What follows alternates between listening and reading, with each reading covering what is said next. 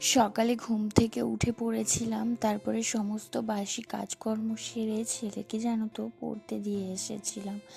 আর তারপরে ছেলেকে পড়তে দিয়ে এসে এখন বাজে ওই 8টা মতো। এখন ভাবছি বিছানাটা গুছিয়ে নিই, তারপরেই বাড়ির সমস্ত কাজকর্মগুলো সারবো। আর এদিকে আমার বিছানা গুছানো কমপ্লিট হয়ে গেছে, এবারে আমি রান্না করব। এখন জানো তো রান্না করতে ভালো না লাগলেও রান্না করাটা যেন আমাদের জীবনের একটা অঙ্গ হয়ে গেছে। আর ছেলেকে পড়তে দিতে গিয়ে এই মুদিখানার জিনিসগুলো নিয়ে এসেছিলাম, তাই তোমাদের সাথে এগুলো শেয়ার করে দিলাম। যেহেতু আমার একার সংসার, সেহেতু আমাকে সব কাজই করতে হয়। ঘরের কাজ, বাইরের কাজ সমস্তটাই একা হাতে সামলাতে হয়।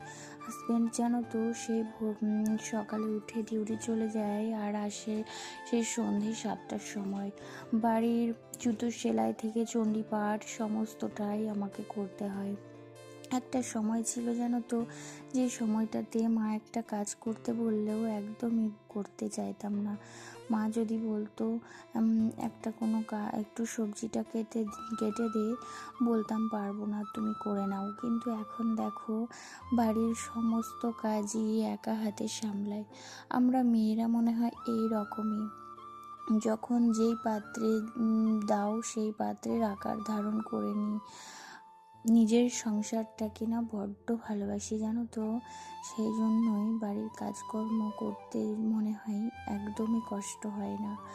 একটা সময় মাকে দেখে ভাবতাম, মা তুমি এত কাজ কিভাবে করো, কিন্তু এখন বুঝি যে নিজের সংসার হয়ে গেলে সব কাজই যেন করার একটা আগ্রহ চলে আসে। নিজের সংসারটাকে ভালোবাসলে কাজ করতে জানো তো একদমই কষ্ট হয় না।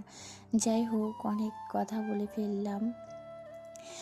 আজকের ভিডিওটা যদি তোমাদের কোথাও গিয়ে একটু ভালো লেগে থাকে তাহলে একটা লাইক করে দিও, আর কমেন্ট করতে কিন্তু ভুলো না। আমার দেখো বাড়ির সমস্ত কাজকর্ম কমপ্লিট হয়ে গেছে, আর আমি চলে এসেছি স্নান করে, একটু সিঁদুর পরে নিচ্ছি, তারপরে পুজোটাও দিয়ে নেব। আর আমার ছেলে তো এখন স্কুলে আছে, ওর 3:20 ছুটি হবে। আগে জানো তো আমি ওকে দিয়ে আসতাম, নিয়ে আসতাম সমস্ত কিছু, কিন্তু এখন যেহেতু 2 বেলা টিউশন আছে আর স্কুল সমস্তটাই আর গিয়ে না পেরে উঠি না, তাই জন্য ওকে স্কুলে দিয়ে আসি, ও না এখন একাই চলে আসে।